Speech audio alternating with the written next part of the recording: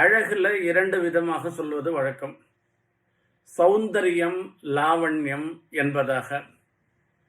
சௌந்தரியம் என்பது ஒவ்வொரு அங்கத்தை, கண்ணழகு, காதழகு, மூக்கழகு, முகத்தினுடைய அழகு, அதரத்தினுடைய அழகு, ஒவ்வொரு அங்கத்தையும் சொல்றது இருக்க, அதை சௌந்தரியம் என்பதாக சொல்றது.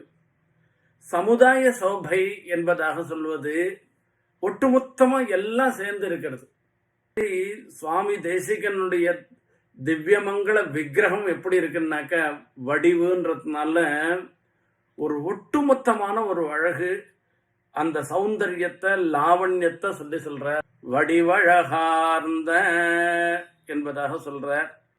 சுவாமியினுடைய விபவ தசையில அவர் அவதாரம் பண்ணி இருக்கச்சேயே சுவாமி குமாரரும் அவதரித்தனால சுவாமி தேசிகனுடைய திவ்யமங்கள விக்கிரகத்தை விபவ தசையில அப்படியே சேவிச்சிருக்கார்.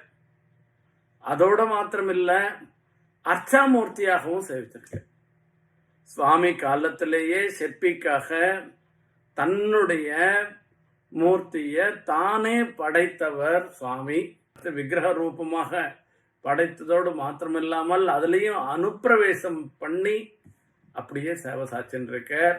இப்போ இந்த வடிவழகுன்றது சுவாமியினுடைய விபவத்தில் இருந்துருக்கிற திவ்ய திருமேனியும் அர்ச்சாமூர்த்தியாக அவர் பிரதிஷ்டை பண்ண பெருமாள், சுவாமியே பிரதிஷ்டை பண்ண விக்கிரகமாக இருந்தாலும், சுவாமி குமார வரதாச்சார சுவாமி, தூப்பல் முதலிய பல திவ்ய தேசங்களில் சுவாமியினுடைய அர்ச்சா திருமேனியை பிரதிஷ்டை பண்ணியிருக்கார். இப்படி எங்கெங்கெல்லாம் பிரதிஷ்டை பண்ணியிருக்காரோ அந்த அர்ச்சாமூர்த்தியினுடைய அழகுலையும் ஈடுபட்டு வடிவழகார்ந்த என்பதாக சொல்றார். அந்த சமுதாய சோபா அற்புதமான திருமேனி என்பதாக. ஒரு பொம்மைக்கு சுவாமின்னு பேர் வச்சுட்டு பிரதிஷ்டை பண்ணிட்டோம்னாக்கா அதுக்கு ஒரு பிரகாசம் வந்துடும். அது சுவாமி தேசிகன்னு சொல்லிட்டா போறோம். எப்பேற்பட்ட ஒரு பிரதிமைக்கும் விக்கிரகத்துக்கும் அற்புதமான பிரகாசம் வந்துடும். அது எல்லாத்தையும் மனசுல நினைச்சுட்டு தான் இந்த இடத்துல குமார மைனராச்சார சுவாமி சாய்க்கிறார். வடிவழகார்ந்த என்பதாக